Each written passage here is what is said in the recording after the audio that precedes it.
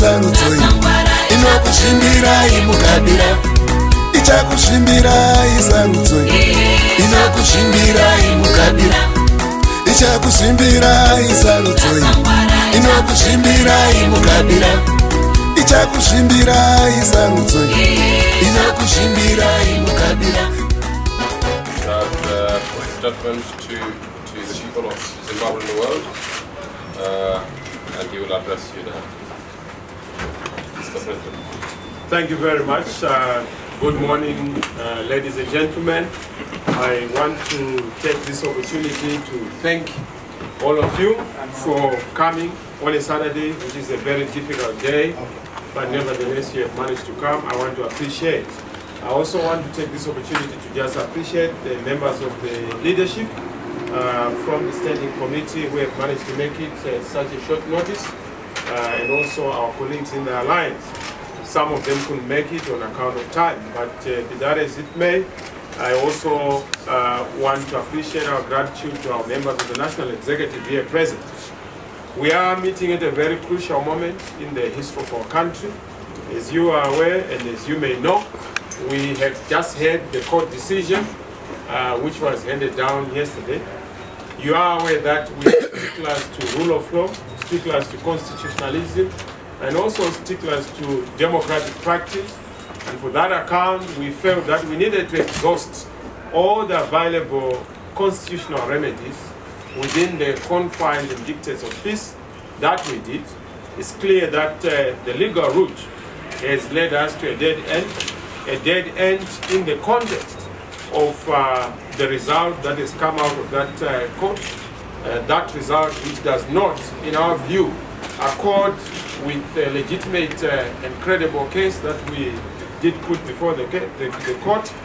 Needless to say, ladies and gentlemen, I want to reconfirm and confirm our position that yes, we respect the court, the Constitutional Court, but not only because it is a court that is expected by all of us who are law-abiding to respect issues of law and constitutionalism, but also as myself being concerned, I am an officer of court, and being an officer of court, I'm alive to my professional code, which is to respect the views and decisions of the court. But it's also important for me to note that in understanding that the respecting of the decisions of the Constitutional Court do not by definition mean accepting.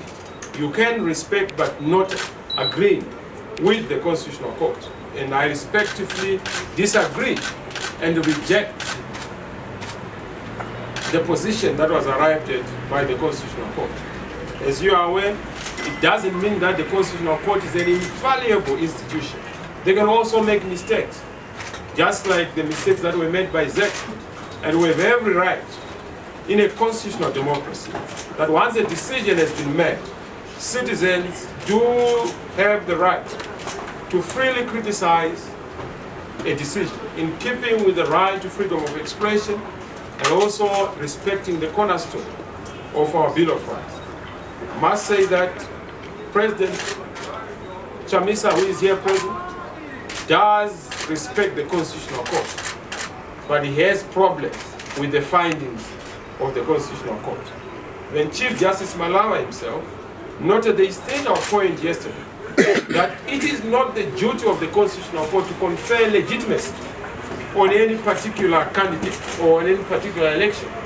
The duty of the Constitutional Court is to declare legality or otherwise, which is what they did, but of course in that context I have already pronounced myself. I must also indicate that for ourselves to make this position very clear, it is with the full understanding that the Constitutional Court can't tell us that today is a Sunday. If they were to say so, we would respectfully differ with them and tell them that as a matter of fact, today is a Saturday. In as much as we respect that you are a Constitutional Court, you are telling us that today is a Sunday when in fact it is a Saturday. So for us, yes, the judgment has been made, but as citizens, we have every right to scrutinize and of course indicate our view. As far as we are concerned, we have a view that is contrary to the view that has been taken by the Constitutional Court. Now, some of you may then ask, what then does it say to where we are going? We are so clear that legitimacy can never be conferred in a court of law. Legitimacy is a function and a creature of the will of the people. Legitimacy is a creature and a function of the people voting. The people voted in this country. From our tally, and that tally we insist on it, because we had asked the Constitutional Court to issue a subpoena, which we had already prepared, but it was tendered. That subpoena was going to indicate why we continue to emphasize that we got 2.6 million votes and President Mnangagwa got less than 2 million votes. We have those specifics and we are ready to then distribute them at the appropriate time. This information is available. It was part of our subpoena, and that's why we wanted to subpoena the Constitutional Court Commission, the commissioners of the Zimbabwe Electoral Commission, to come and then justify that issue. So the issue of legitimacy is a fundamental issue.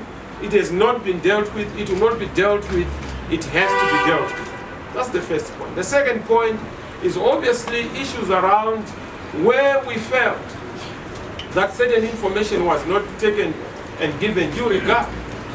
We would have expected ZEC to be quizzed by the Constitutional Court on certain of the anomalies, announcing 3 different results. That cannot be condoned. We would have expected the Constitutional Court to also delve into matters of the credibility of our messages around the issue of the subpoena, because the subpoena is actually primary evidence, and also to be confused by the court. As you know, in the timber case, this party, the MDC, went to the court and requested our courts to reopen the residual material. It was clearly ruled that in a harmonized election, you can't ask the court to open ballot boxes. And we respected it. Even in our own recent matter, where Chamisa is a candidate in one of the constituencies in Butasa South, they've also said that we can't open the ballot boxes for a recount. But the same court also says that you were supposed to go back and ask for the ballot boxes to be reopened. But why should the ballot boxes be reopened for things that we do not want? We're not going to be able to get the mathematical issues in the ballot box. If anything, it's just a confirmation of the same problem. So why should we do the obvious? If you see somebody who is pregnant, why should you even worry about where they got the pregnancy? The fact is that they are pregnant, and you must start from that so that you are able to move on. It's a fact that does not require any further validation or verification.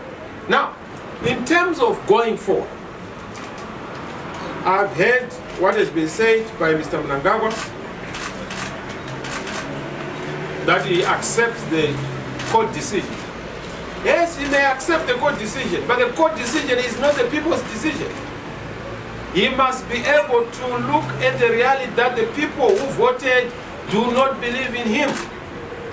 Over 50%, even by the disputed facts by ZEC, do not believe in Mr. Mnangagwa. We got a clear majority in the urban areas, in the metropole. We control over 90%. Last time I was saying about 65%, the computation has been done. It's actually 90% of those who contribute the revenue in terms of the taxpayers. So we have to understand the reality we have in this country. We have a disputed election, we have a legitimate issue, we have a legality issue, we have a constitutional crisis around the election in Zimbabwe. Now I understand that there's an inauguration tomorrow. That does not take away, even if they are going to inaugurate tonight, in the next hour, that does not resolve the issue of legitimacy, which has to be resolved by going back to the people of Zimbabwe and respecting them in terms of their will. What are the fundamental problems we need to resolve? The first problem we must resolve in order for this country to move forward is the return to legitimacy. Let the election be respected, let the will of the people be respected. I saw even last night, ZANU-PF were trying frantically to try and cause people to celebrate. But they couldn't. They couldn't even celebrate themselves because they know that it's fiction. They did not win this election. The election was won and they know the winner of the election.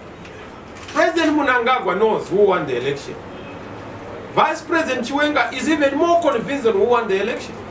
Go and ask him. And he must be honest to himself and give the people of Zimbabwe the right to the actual election. So the issue of legitimacy is the first one. The second one is the issue of a credible, free and fair election in Zimbabwe. You must know that President Tsvangirai, who is my predecessor, has had problems with this thing. We thought that with President Tsvangirai having gone, and may he so rest in peace, with also Mr. Mugabe having exited the political stage, we were going to have a fresh start. But the new actors are having the same old act of disputed elections. Why? Because we have fundamental problems around the independence of the Zimbabwe Electoral Commission. ZEC is not independent. ZEC is littered with people who are not professional, who are not independent, who are not honest. Starting from the ZEC chairperson, they've also shown even their lack of independence and lack of honesty in the revision of the statistics.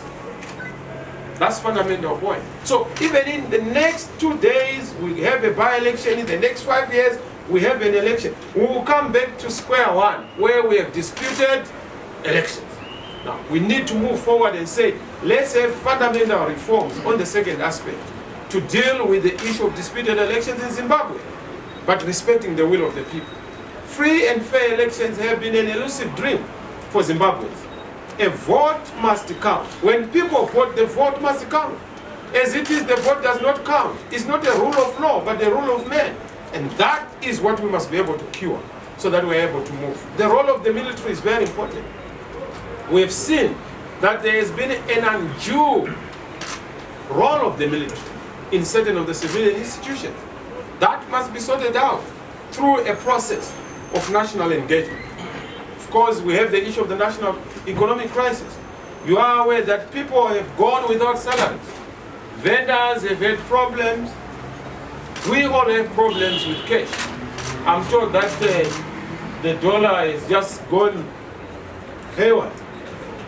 I'm told it's now almost 90%, in some cases 100%. So the national economic question is a big question, so that we resolve this fundamental issue for our people. Now, how do we do that? We cannot resolve these issues with a disputed leader. President Mnangagwa is disputed as a leader. I have legitimate claim that I am supposed to be leading the people of Zimbabwe. Until we've been able to come together, I know SADC may come, AU may come, but they are coming here to buttress an illegitimacy. They are coming here to simply endorse an unacceptable outcome from the perspective of the people of Zimbabwe. This is not just a Chamisa ED issue. It is the Zimbabwean people issue in terms of free and fair elections. And we want this issue to be resolved in that regard. So I would say, ladies and gentlemen, we are so excited, and I must congratulate the people of Zimbabwe for voting emphatically. I want to thank those who voted for me, over 2.6 million who voted for me. Thank you so much for investing your trust in us. Thank you so much for dreaming with us. Thank you so much for believing in us. This is not the end of the road, but it's beginning. Change is coming, and change is coming. Whether it is delayed is another thing. It cannot be denied. Change will come, and it is going to come sooner than we think. We need to go back to the fundamental issues around dealing with an issue of the disputed electoral result, so that we are able to move forward. I also want to thank all those who supported us from an evidentiary point of view, those who are giving independent analysis, Team Pachedu and other institutions that are independent. I want to thank them for the work that they did. I want to thank my colleagues in leadership for their effort. With a zero tillage budget, we managed to conquer mountains.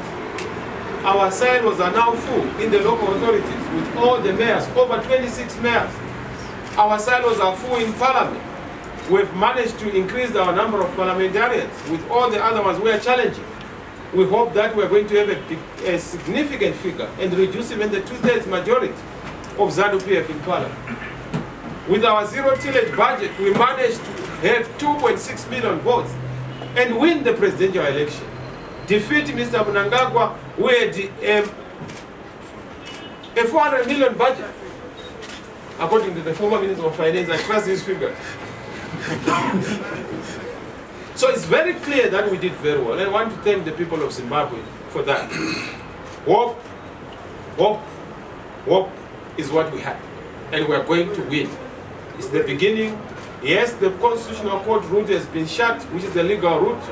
The legal door is not the only door to happiness. It's not the only door to democracy or to freedom. There are many other doors. The political doors are going to be opened very soon. Using our constitution, we have the right to peaceful protest. And we have the right to peacefully demonstrate. We will examine and execute all those available doors so that we are able to open our way to freedom and justice. And that will be done in a very short space of time.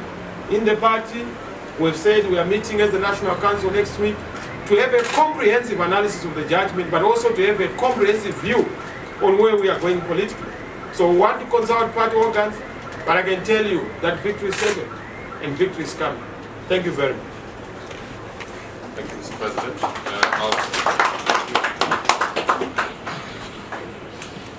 I'll take questions through the time as you always do. Name and organization, please.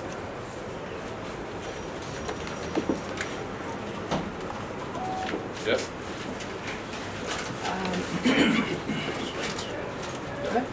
Marijke Vermaak from AFP. Just explain, I'm sorry, I might not be understanding what you mean, but you say that victory is coming and the political doors will be open. Can you be more specific? Because for someone like me who's not from here, it seems as if the inauguration is tomorrow, what else do you do? And what victory? Can you just elaborate? A false inauguration does not invalidate the correct and truthful inauguration. The people of Zimbabwe are very clear of what they voted for. You can have an inauguration, like I said, in the next hour. It doesn't change the fact that the people voted and that their vote must be respected. So yes, there are political options. Yes, those political options are going to be examined. We have to provide that leadership. And we are ready to provide that leadership for the people. The people are very clear about what I'm talking about, because they are the ones who are asking for that leadership, and it will be provided. Does the league, or does the political route also include supporters of the MDC alliance taking to the street?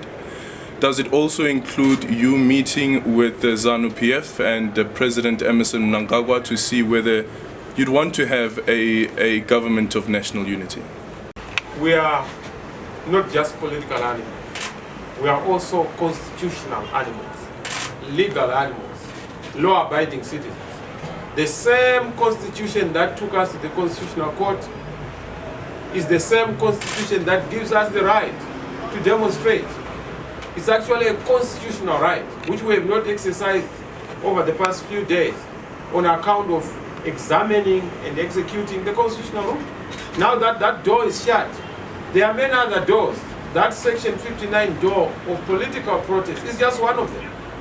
Peaceful protest. We know that there's the temptation by ZANU-PF to come and then start to cause violence when we call for peaceful demonstration. We want to deal with that challenge so that when we go into demonstrations, it is entirely controlled by ourselves. So that will be sorted out. I hope that answers your first question. The second one, in terms of political dialogue, we wrote to President Mnangagwa before the election because we anticipated the tendency and the disposition to want to cheat when there is rejection. And this is what they've repeated. We didn't want to be where we are right now. That's why we'd written to President Mnangagwa before election to have a political dialogue on the issues. And the issues we raise are the ones that are in dispute right now. We raise the issue of the role of traditional leaders. We raise the issue of a disputed voters' roll. We raise the issue of the independence of the Zimbabwe Electoral Commission. Nobody doubts that the ZEC Commissioner, Chigumba, and team, most of them are blatantly and brazenly partisan. It's a fact. They may want to refuse it, but they can't even liberate themselves from their parent party. And that issue is also part of the court papers, but we don't want to re-argue our matter. So those issues we had raised continue to rear an ugly head. I've written to President Mnangagwa. He has not responded. The earliest in response I have seen from President Mnangagwa is a tweet handle, which I'm not so sure if it is his, which was saying that my arms are open for Chamisa. I don't know which arms. So I don't want to end up being embarrassed instead of being embraced by arms that I do not know. I requested him to have a meeting. He has not responded. And the meeting is not to discuss anything, but to discuss legitimate issues, to discuss all the disputed issues around free and fair elections, so that the country is able to move forward. There has to be dialogue. There has to be working together. This is why we wrote to SADC. We did not get any response from SADC. We did not get any response from the AU, and we still await that response. I hope President Ramaphosa will also respond to us. He has not responded. President Genko is the one who is now the SADC chair of the responsible body, and we are hoping that he will be able to then attend to our issues. But dialogue is a good thing for Zimbabwe, but let it be dialogue on legitimacy, let it be dialogue on the rule of law, dialogue on observing of human rights. Our people are being subjected to abuses. Senior leaders have been dragged to court for no apparent reason. Leaders in the provinces are being persecuted. I, for one, everywhere I go, they have these unmarked cars, and men who are putting on balaclavas. Why they were doing that, I don't know. And they think that perhaps they will intimidate people like myself. But I'm dead already. By merely challenging a dictatorship, you have signed a death warrant, so they can't kill me twice. We are very clear, and we are not going to be intimidated. That's why we are ready for any eventuality. They can't run a country by terror and sustain by terrorism. It's not possible. Sorry, just a question on national unity. You did not answer that. A government of national unity, is that one of the options? I thought you were talking about dialogue. I didn't hear you say. Yeah, I mentioned national unity. Is that one of the options? Well, look, we don't want to put the cart before the horse. Like we have said, let it be a national discussion and dialogue on the basis of the truth. But you can't rob me of my goats and then say, let's share those goats. Let's first have a restitution, each for each, then we can start to talk. Even if you do not have goats, you want to share mine. Let's share them, but on the basis of the truth. Not to take my goats and you say, no, we have equal goats, so we must work together. Fiction and deception is not going to save this country. And this is the message we are having to the international community. We want to thank the international community, in particular the United States of America, for their consistent position on free and fair elections. The European Union for their position on free and fair elections.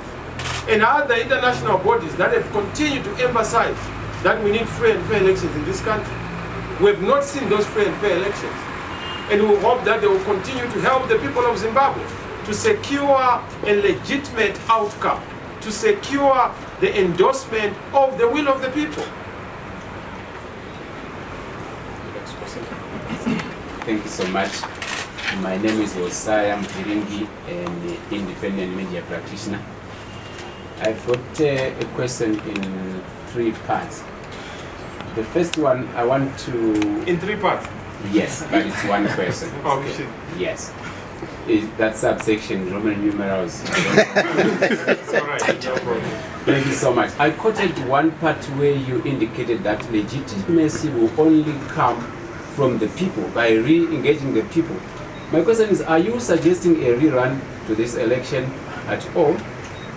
On what basis? Or is it a feasible option for you, given the remedies that you have pursued so far? Because I understand that once you have been to the Constitutional Court, there is no further legal restitution from there. Question number 2. Can I answer that one? Then you come to the question number 2. Okay, sure.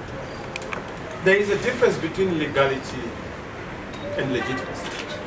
Now, when you want legality, legal issues, legal remedies, you go to court.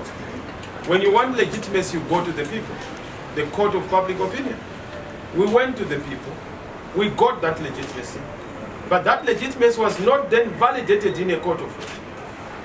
Through the Zimbabwe Electoral Commission and also through the Constitutional Court. So we now have absence of legitimacy, but we have now the decision, which is clearly illegal by Commissioner Chibumba, being closed with some kind of legality. But that does not resolve the fundamental question of legitimacy. And the only way is to go back to what the people said and what the people want. Even if we were to allow Mr. Mnangagwa to be alone, he cannot be supported because he's not supportable. He has no support of the people of Zimbabwe. It's not. And this is why you see that they are panicking. There's a lot of force at the slightest of people saying we want to congregate even for a prayer meeting. They bring all sorts of weapons and tanks because the guilty are afraid. They run away even when they are not being chased. And that is their problem. It will not go away because we've kept quiet. It can only go away because we've respected the will of the people. And we've gone back to say, what is it that the people want? And we respect it. The second part of my question is, yes, I still have got one more to go. The second part of my question is about your evidence in court. Sure. I remember the previous presser here, I asked you if you have got the evidence, if you have amassed enough evidence that you would present in the court of law to win this petition. Sure. And you said you've got enough evidence. But unfortunately, yesterday, the judgment laid it bare that you didn't have a shred of evidence to substantiate and corroborate your case so that you could be granted your wishes. What happened with the evidence that you had gathered so sufficiently to defeat the verdict of the Electoral Commission in court? Well, I don't seek to re-argue the matter because I can't be my own lawyer. But what I can tell you is that our lawyers have already issued a very detailed statement on the evidence that was before the court. The fact that that evidence was not considered by the court does not mean that there was no evidence. We actually had a whole annexure on V11 forms across the whole country, which showed what we wanted to prove. But the problem is that the court came with a view to say, let us just go and reopen the ballot boxes. And we're saying, for what? We will not go your route. We want, this is our matter, this is our case. So we are very clear, the evidence was there, but not only that. The subpoena we wanted to then exhaust all these issues. Why was the subpoena very important? The subpoena was going to give you the real-time loaded results on the ZEC server by ZEC admission. But they did not want that server to be in the court. Why? Which is the primary evidence, by the way. Because they knew that the truth would then be solved. They were punching in information real time. Then after that, when they discovered that there were problems, they then decided to do an Excel spreadsheet where they were now changing figures on account of what. That's why they were taking time, because they were meticulously going back and revising certain information. That was said in court. So this whole thing to say there was no evidence is not correct. There is a letter here of our subpoena, which we had said to the Chief Justice, please issue out a subpoena in terms of the law. And he refused to issue the subpoena. He then comes to court to say that as far as we are concerned, you don't have evidence. But there is the subpoena we wanted to bring the commissioners, to bring this server, so that we would then conclusively deal with this matter. Thank you. So evidence is there. Right now, if you go to the record, you will see our V11 forms. It's not correct that we didn't have V11 forms. It's not correct that we didn't have evidence. Even then, by their own admission, they said that they had problems with their own statistics. Why were they not interrogated by the court? If anything, there was only interrogation of our own lawyer, but not all the other lawyers. But we understand. It's their right as a court. But the evidence was there. Thank you very much. My last part, it is to do with your proposed demonstrations. We know the history of demonstrations in Zimbabwe, and we know how this mass movement of people have been abused by some elements to cause anarchy and destabilize the country. Is this a viable option, Mr. Chamisa, if you are really for nation building? It is a constitutional option. And very viable. We have done it. We demonstrated almost 2-3 times, successive, without any violence, without any problem. We just need to put mechanisms to make sure that we don't have people who come and disrupt our program. But I can tell you, we have every right to demonstrate. You have that right too. It's a constitutional right. If people are not happy, they have every right to demonstrate. So this is going to be the route to be taken. One of them, but many others are going to be pursued at a political level. Yesterday, after the court ruling, there seemed to be 2 different statements. The initial statement from the party suggested the party had accepted the verdict of the court and wanted to kind of move on as it were. Then the second statement, which you seem to amplify now, is to reject, while respecting the court, but then reject its verdict. I've given you the position of the party. I've given you the position of the party. Whatever you have seen, please kindly disregard. I don't know where it came from. It's something that we are going to obviously sort out to see whose authority, whoever issued the statement, they were issuing that statement. But that position is the correct position I'm giving. There can never be, and there will never be another position. That's the only position we have given. So you are, just my last part, the President Mnangagwa has indicated on Twitter, like you indicated, that his doors were open, he was open. But how do I respond to doors on Twitter? How do I? Yeah, I wrote to him. I was expecting a response. He knows where we are headquartered. He knows where we are located. Of course, maybe he doesn't have my direct line. But if he wants it, he can get it. They listen to my phone. Meaning to say that they know what I say all the time. He has a way of doing it if he wants to talk to us. And we've said that dialogue has to be on legitimacy, on free and fair elections, so that we don't have a vicious cycle of disputed elections. We want to put a full stop to this thing I told you last time, that in the rural areas, people are not expressing themselves. They are almost in captivity. They are under slavery. We want those people to be liberated. And it has to be a political solution so that we resolve this issue. Issues around the security situation in the country. Each time people vote, it's almost as if they're inviting problems for themselves. Because there is freedom of expression, but there's no freedom after expression. There's freedom to vote, but there's no freedom after a vote. And that is a problem, because at the center of the liberation struggle was one man, one vote, one woman, one vote. It has been negated, and that's why you find people die for simply expressing a view. That is unacceptable. In the rural areas, people's houses get burned, property destroyed on account of expressing themselves. It's un-African. It's undemocratic. It's unacceptable, and this is the issue we must be able to resolve. Because 5 years from now, 20 years from now, we will still have a vicious circle of disputed elections. So we can't have elections where you are reproducing dispute. Every election is a platform for the reproduction of a dispute. That can't be a country. President Chankrai left us with this dispute. Mr. Mnangagwa has inherited illegitimacy from Mr. Mugabe, who left being an illegitimate leader. So the cycle continues. It must be broken. The cycle must be broken. There's a question here. Marijke from AFP again. Just a question, have you as the opposition leader been invited to the inauguration, and if so, will you go? Well, they know that they can't invite me to a wedding. I was supposed to be the one who was actually receiving the gift. They know it. That's why they will not even bother, because they know that theirs is a phantom one. But I'm not bothered, because it doesn't matter. It's up to them. I would not go anyway, because you don't go where you know that there's been fraud.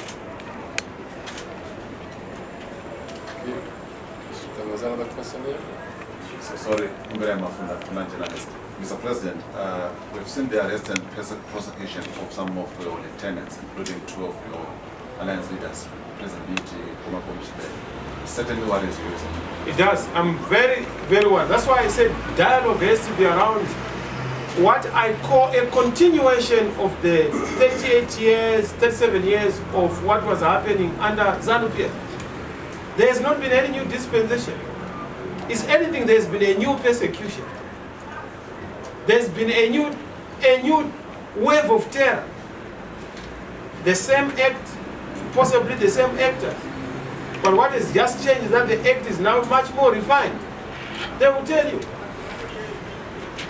No apparent reason why they are dragged to court. Right now in the provinces, in the districts, people are being persecuted, arrested, for no apparent reason. It's a security problem in the country. It does worry me. It will not go away because you have said there's an inauguration.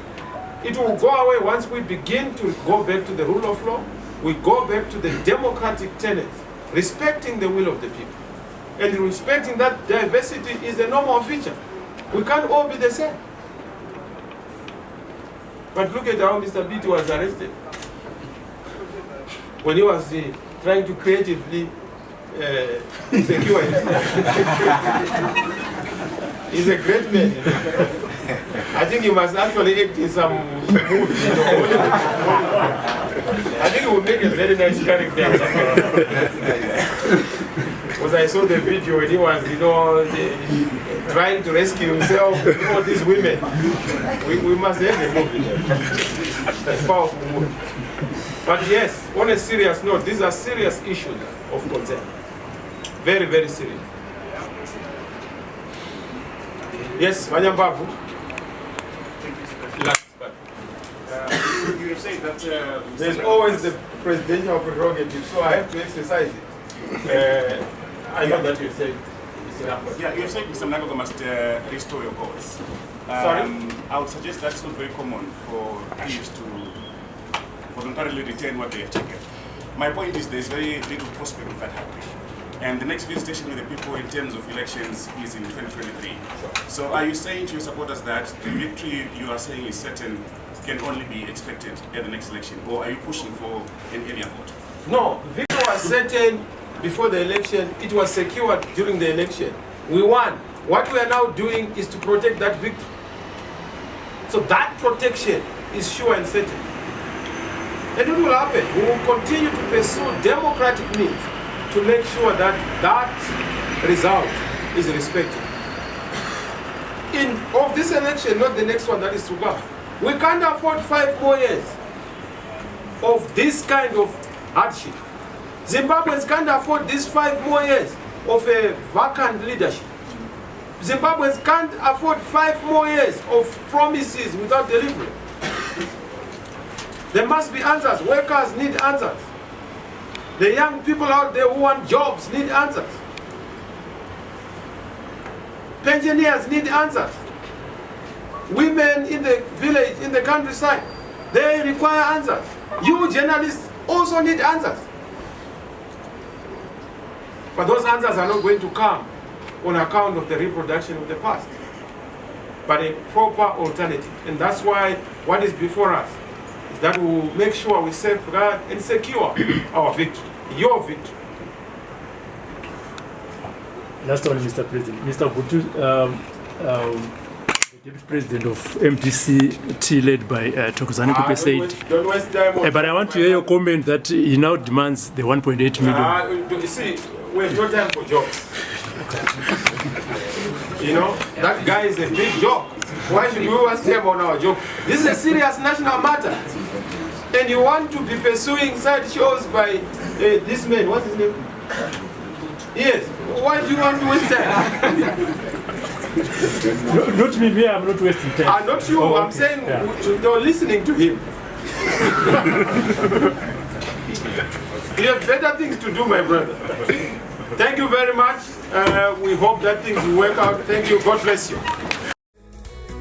Ichakusimbira isarudzoi inokushimbira imukabira Ichakusimbira isarudzoi inokushimbira imukabira Ichakusimbira isarudzoi inokushimbira imukabira Ichakusimbira isarudzoi inokushimbira imukabira